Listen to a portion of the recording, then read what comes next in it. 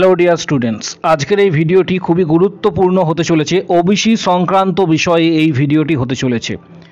যে পুনর্বৈধকরণ, ওবিসি সম্প্রদায়ের যে পুনর্বৈধকরণ সম্পর্কীয় বিষয় রয়েছে সেই সম্পর্কে আজকের এই video. WBHRB staff nurse grade 2 এ ফর্ম ফিল আপ করার সময় তোমরা বহুজন কিন্তু বারবার জিজ্ঞাসা করেছো যে এক্ষেত্রে ওবিসি সম্প্রদায়ের পুনর্বৈধকরণ কি কি করণীয়, কি কি করতে হবে। আজকে সম্পূর্ণ ভিডিওটা তোমাদের উদ্দেশ্যে থাকছে। কোথায় যাবে, কি কি করবে, কি কি স্টেপস, কতদিন পর তোমরা সার্টিফিকেট পাবে, এই সংক্রান্ত সকল বিষয়গুলি এই ভিডিওর মাধ্যমে স্টেপ বাই স্টেপ তোমাদের সামনে তুলে ধরা হচ্ছে। তাই ভিডিওটি প্রত্যেকে শেষ পর্যন্ত অবশ্যই দেখো। চ্যানেলটি এক্ষুনি সাবস্ক্রাইব করো, পাশে থাকা বেল নোটিফিকেশনস অল করবে এবং প্রত্যেকটি গ্রুপে শেয়ার করবে। 64টি সম্প্রদায়ের জন্য পুনর্বৈধকরণ যে রিভ্যালিডেশনস অলরেডি নোটিশ দেওয়া হয়েছে।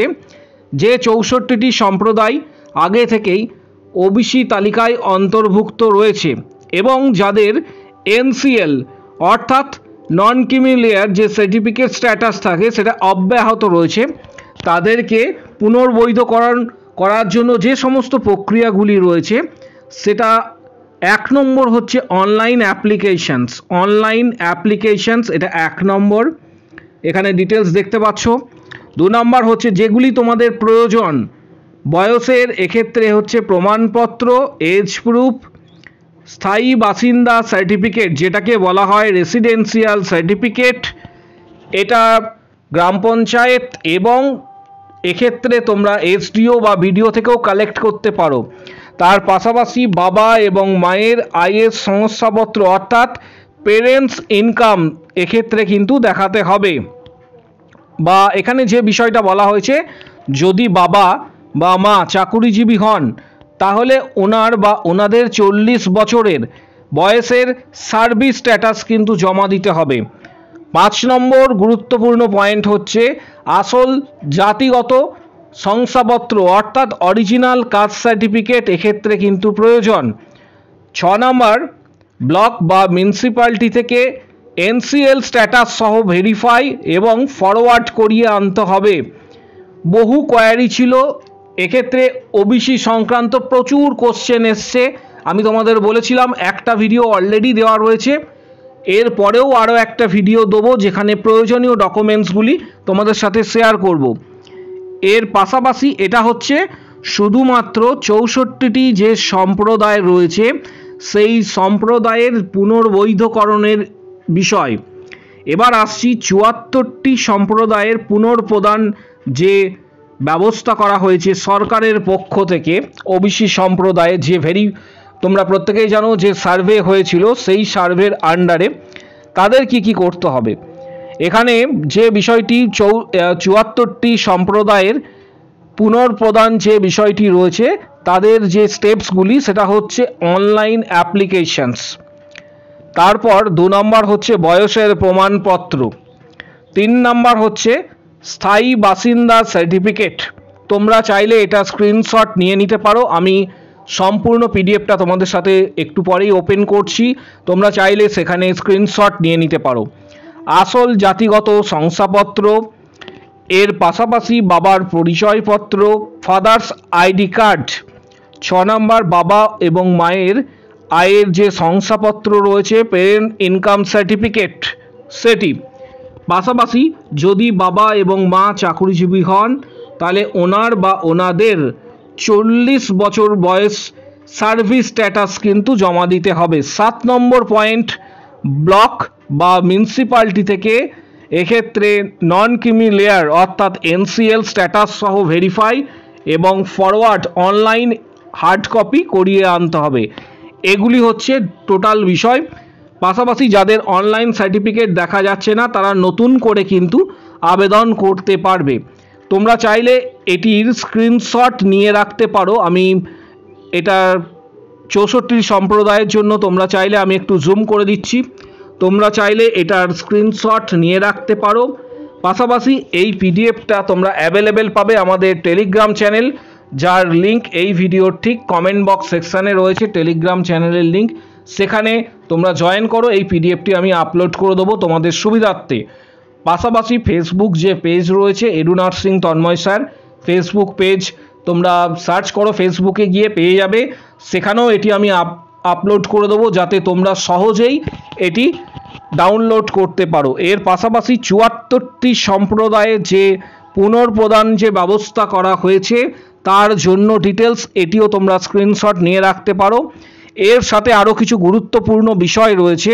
তোমরা প্রথমে এক্ষেত্রে অনলাইনে আবেদন করবে, যে কোনো সাইবার ক্যাফেতে যাবে, প্রথমে সাইবার ক্যাফেতে গিয়ে ফর্মটি ফিল আপ করবে, তারপর সমস্ত ডকুমেন্টস নিয়ে গিয়ে বিডিও বা এসডিও অফিসে গিয়ে তোমরা জমা করবে এবং জমা করার 7 থেকে 10 দিনের মাথায় তোমরা কিন্তু সার্টিফিকেটটি পেয়ে যাবে, কারণ অনেকেই অলরেডি জমা করেছে এবং সেখান থেকে যে স্লিপ দেবে, অনলাইনে একটা স্লিপ দেওয়া হবে, সেটাও তোমরা গিয়ে বিডিও বা এসডিও অফিসে গিয়ে তোমরা জমা করলে 7 দিন থেকে 10 দিন, কোনো জায়গাতে বেশি দিন হয়তো লাগতে পারে, মোটামুটি একটা অ্যাভারেজ সময় তোমাদের বললাম, এর মধ্যে তোমরা কিন্তু পেয়ে যাবে। কারণ ওবিসি সংক্রান্ত প্রচুর কোয়ারি রয়েছে, প্রত্যেকে জিজ্ঞাসা করেছো। ওবিসি সংক্রান্ত যে ডকুমেন্টসগুলি রয়েছে এখানে দেখতে পাচ্ছ যে ওবিসি সংক্রান্ত পুনর্বৈধকরণ এবং পুনর্প্রদানের যে ডকুমেন্টসগুলি এখানে দেওয়া রয়েছে, online application print out, sign, acknowledgement slip of the online applications, Aadhaar card, তারপর হচ্ছে মাধ্যমিকের অ্যাডমিট কার্ড বা বার্থ সার্টিফিকেট, এপিক কার্ড।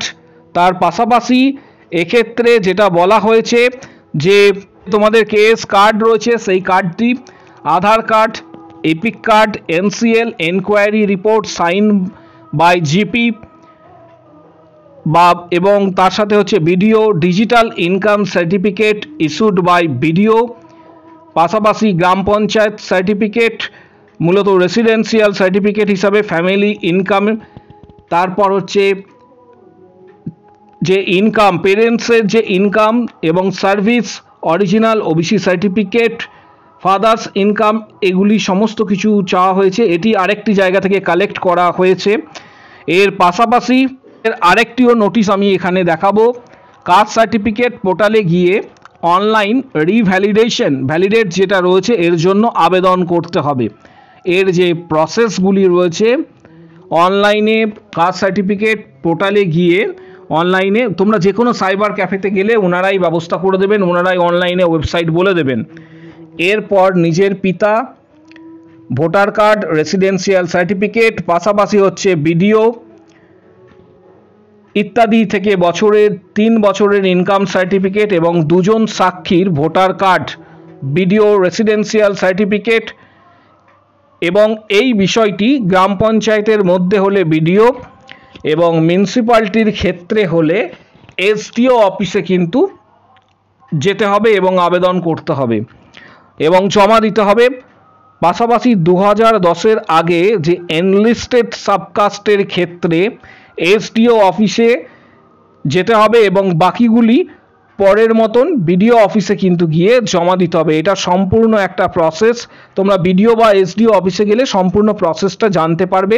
সেখানে ডিটেলস তথ্য বাইরের দিকে দেখবে, অফিসের বাইরে কিন্তু টাঙানো রয়েছে। পাশাপাশি অনলাইন নাম্বার আগে হয়নি তাদেরও নতুন আবেদন করতে হবে। ওবিসি এনসিএল এর ক্ষেত্রে সেন্ট্রাল লিস্টের ওবিসি এবং সেন্ট্রাল এক্সাম এবং জবের জন্য অ্যাপ্লিকেবল, রাজ্যের ক্ষেত্রে রিভ্যালুয়েট অবশ্যই কিন্তু করাতে হবে। অরিজিনাল ওবিসি সার্টিফিকেটটি জমা করাতে হবে। এর পাশাপাশি সেলফ ডিক্লারেশনস বা ঘোষণাপত্র দিতে হবে। ডিটেলস তোমাদের তথ্য দিয়ে এই ভিডিওটিতে সাহায্য করলাম, কারণ প্রচুর কোয়ারি রয়েছে ওবিসি সংক্রান্ত বিষয়ে, প্রত্যেকেই জানতে চেয়েছো, বারবার ধরে একই কোশ্চেন্স করছিলে। তোমরা অনলাইন পোর্টালে যাও, তারপর সেখানে ফর্ম ফিল আপ করে বিডিও বা এসডিও অফিসে যোগাযোগ করো, সম্পূর্ণ গাইডেন্স তোমরা সেখান থেকে পেয়ে যাবে। এই ভিডিওটি প্রত্যেককে রিকোয়েস্ট করব যে প্রচুর সংখ্যক শেয়ার করার জন্য, কারণ প্রত্যেকের কাছেই যেন এই ভিডিওটি পৌঁছায়, প্রত্যেকটি ওবিসি ক্যান্ডিডেটের কাছে যেন এই ভিডিওটি পৌঁছায়।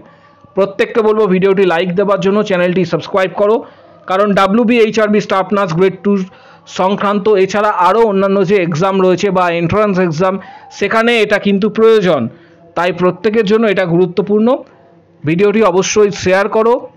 প্রত্যেকের কাছে কিন্তু ভিডিওটি পৌঁছানো চাই। পাশাপাশি চ্যানেলটি এক্ষুনি সাবস্ক্রাইব করো, পাশে থাকা বেল নোটিফিকেশনস অল করবে। কারো যদি কোনো কোশ্চেন বা কোয়ারি থাকে কমেন্ট বক্স সেকশনে অবশ্যই জানাও। আজকের ভিডিও এই পর্যন্ত, এবং প্রত্যেককে বলবো, আরও একবার রিকোয়েস্ট করছি ভিডিওটি প্রচুর শেয়ার করার জন্য, কারণ এটা খুবই গুরুত্বপূর্ণ একটা ভিডিও।